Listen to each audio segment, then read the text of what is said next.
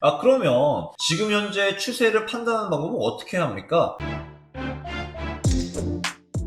자, 안녕하세요. 오늘은 일목균형표라는 보조지표를 한번 배워보도록 하겠습니다. 자, 이 일목균형표가 어떤 원리를 가지고 있는지, 또 어떻게 사용을 해야 또 실전 거래에 이용될 수 있는지에 대한 부분들 한번 배워보도록 하겠습니다. 자, 이 일목균형표는 주식에서 좀 많이 사용되는 보조지표죠. 뿐만 아니라 요즘에는 해외 선물과 FX, 채권에서도 많이 이용이 되고 있습니다. 처음 개발했던 것은 120년 전에 일목산인이라는 필명으로 활동했던 호소다 고이치 씨가 처음 개발해 냈고요. 그때 당시에는 좀 이게 혁명적인 보조지표였습니다. 왜? 그때는 중간값과 평균값을 인정해주지 않는 추세였는데 일목균형표라는 개념이 처음 들어오고 나서 이 금융시장에 새로운 패러다임을 제시했죠. 그게 바로 중간값과 평균값입니다. 그래서 이 일목균형표를 배울 때 이 중간값과 평균값이라는 말들이 좀 많이 나올 거예요. 그리고 저희가 사용하는 많은 지표들이 실질적으로 일목균형표의 개념을 따서 개발된 것들이 많습니다.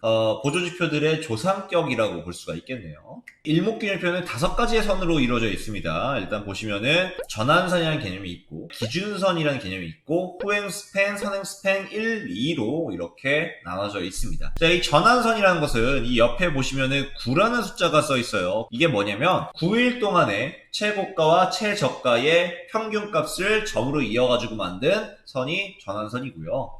그리고 기준선이라는 것은 옆에 또 26이라는 게 써있죠. 26이라는 것은 역시나 26일 동안의 중간값. 이거는 고가와 저가가 아니라요. 26일 동안의 중간값 선으로 이은 것을 이제 기준선이라고 합니다. 자, 스팬이 만들어지는 이 경우에 대해서는 뭐 이제 저희가 좀 무시하도록 할게요. 이거 좀 여기까지 설명하자면 너무 복잡하고 굳이 여기까지 아실 필요가 없을 것 같습니다. 이 선들은 제각각의 이제 의미를 가지고 있는데 우리가 좀 주목해서 봐야 되는 게 이제 선행 스팬 1, 2입니다. 구름대가 있습니다. 주황색 구름대가 있고요. 또 파란색 구름대가 있습니다. 이 선행 스팬 1, 2는 이 구름대를 만들어주는 역할을 하는데 이 선행 스팬 1은요. 구름대 위에 있는 이 주황색 선 빗그림을 했을 때 조금 더 자세히 보이죠. 이 위에 보시는 주황색깔 선이 선행 스팬 1이고요. 선행 스팬 2는요. 여기 파란색 선 아래에 있는 파란색 선이 선행 스팬 2입니다. 그렇게 해서 두 가지의 사이 폭을 색칠해가지고 구름대라는 것이 형성됩니다. 선행스팬 1과 2가 더해져서 구름대가 형성되게 된다. 근데 빨간 색깔 구름대가 있고요. 파란 색깔 구름대가 있습니다. 이렇게 나누는 기준은 뭐냐면 선행스팬 1이 위에 있고 선행스팬 2가 밑에 있다면 빨간색 구름대가 형성되는 거고요. 선행스팬 2가 위에 있고 선행스팬 1이 밑에 있을 경우에는 이렇게 파란 색깔 구름대가 형성이 됩니다. 그래서 선행스팬 1이 위에 있느냐 혹은 아래에 있느냐에 따라서 빨간색 구름대 혹은 파란색 구름대가 형성되는 거죠. 저희가 앞으로 배울 거지만 이 구름대는 추세를 의미합니다. 추세를. 그래서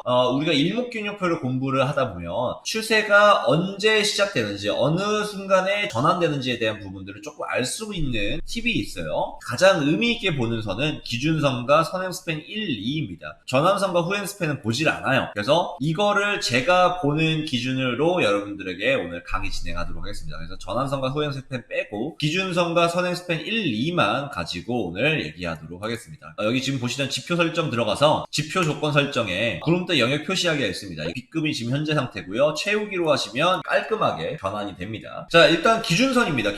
기준선은 이거는 아까도 말씀드렸지만 평균값입니다. 중간값이죠. 중간값이 가지고 있는 의미는 뭐예요? 바로 지지와 저항. 평균값과 중간값은 지지와 저항을 의미한다. 자, 그랬을 때 이 기준선이라는 것은 지지선과 저항선의 역할을 다하는 그런 반발력을 지닌 선입니다. 그런데 이거는 좀 다른 개념과 틀리게 이 기준선은요, 한 가지 이제 조건들이 있습니다. 지지가 될 수 있는 조건, 그리고 저항이 될 수 있는 조건이 있습니다. 그게 뭐냐면 매수 추세일 때는 지지선의 역할을 하게 되고요. 매도 추세일 때는 저항선의 역할을 하게 됩니다. 두 가지를 동시에 병행하는 게 아니라 한 가지밖에 안 된다는 거죠. 자, 그래서 보시면은 구간별로 지지선의 역할을 하고 있는 기준선을 확인할 수가 있습니다. 계속 가격을 위로 올려주고 있는 거죠. 이 기준선이 뚫리지 않는 한 계속적으로 지지선에서의 역할을 할 수가 있습니다. 자, 그런데 만약에 캔들이 이 아래 형성됐다고 합시다. 그랬을 때 저항선으로서의 역할을 할 수 있을까요? 아니요. 왜? 매수 추세인 상태에서는 지지선으로서의 역할만 할 수밖에 없습니다. 그러면 한 가지 더. 자, 만약에 기준선이 한번 뚫리고 내려왔어요. 하지만 다시 반등해가지고 이 기준선 위로 올라왔습니다. 그랬을 경우에 다시 내려왔을 때 기준선은 지지선으로서 역할을 할 수 있을까요? 가능합니다. 자, 이 기준선이라는 것은 추세가 완전하게 전환되기 전까지는 계속적으로 지지선으로서의 역할을 다할 수가 있게 된다는 거죠. 반대로 역시나 매도 추세일 경우에도 완전히 추세가 전환되기 전까지는 저항선으로서의 역할을 할 수가 있다라고 보실 수 있습니다. 그러면 이렇게 물어보실 수 있어요. 그러면 지금 현재 추세를 판단하는 방법은 어떻게 합니까? 시간이 지나다 보니까 여기서보다 여기가 더 높으니까 당연히 상승 추세가 형성됐구나라고 우리가 이해는 되는데, 지금 현재 시점에서 이게 매수 추세인지 혹은 매도 추세를 전환되려고 하는 시점인지 아니면 완전히 매도 추세인지 이거를 판단할 수 있는 방법은 뭐가 있을까요? 라고 하신다면 이건 역시 해답을 일목균형표에서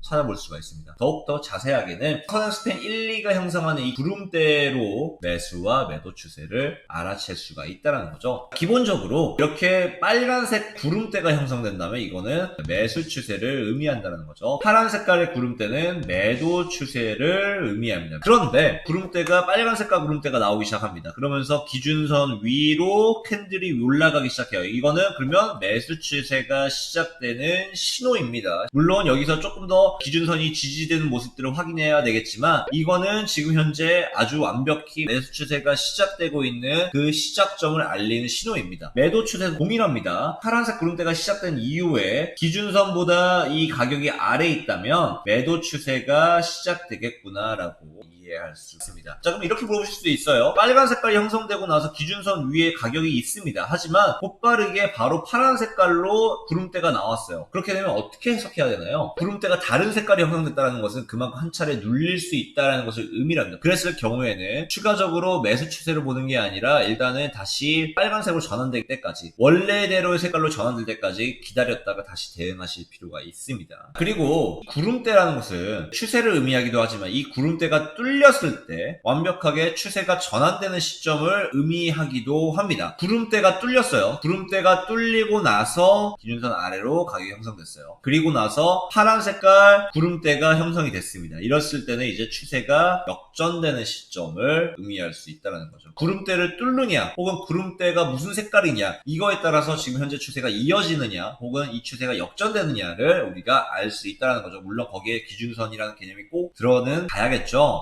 구름대는 항상 위아래 폭이 두껍기도 하고 얇을 때도 있습니다. 이 폭이 넓을 때라는 것은 어떤 것을 의미하냐면 그만큼 변동성이 엄청 크다는 거예요. 폭이 적다라는 것은 변동성이 조금 잔잔하게 올라가고 있다는 것을 의미합니다. 이거에 대한 폭이 커야 더 큰 추세가 나와 이렇게 생각하지 마시고요. 얼마만큼 빨간색으로 유지가 되느냐 그리고 기준선 위에 캔들이 있느냐 이거에 따라서 계속 추세 대응을 이어갈 수 있느냐 마느냐가 결정된다는 거죠. 이것도 지금 한순간에 구름대가 얇아지는 순간이 있었지만 기준선 위에 캔들이 있었기 때문에 매수 추세가 계속 유지된다라고 우리가 확신을 가질 수가 있었던 거예요. 하지만 만약에 여기서 구름대가 파란색으로 바뀌거나 혹은 캔들이 기준선 아래로 내려온다면 이게 구름대를 꺾고 내려오는지 매도 신호를 기다리는 그 시점이라고 보시면은 좋을 것 같습니다. 이게 주식만 아니라 해외 선물에서도 좀 많이 이용되는 개념입니다. 이 일목균형표라는 것은 쭉 패턴들을 보시면 제가 오늘 드렸던 말씀들이 조금 이해가 될 거예요. 이것들을 자신의 것을 만든다면 충분히 매매할 때 크게 활용도가 높을 것 같습니다.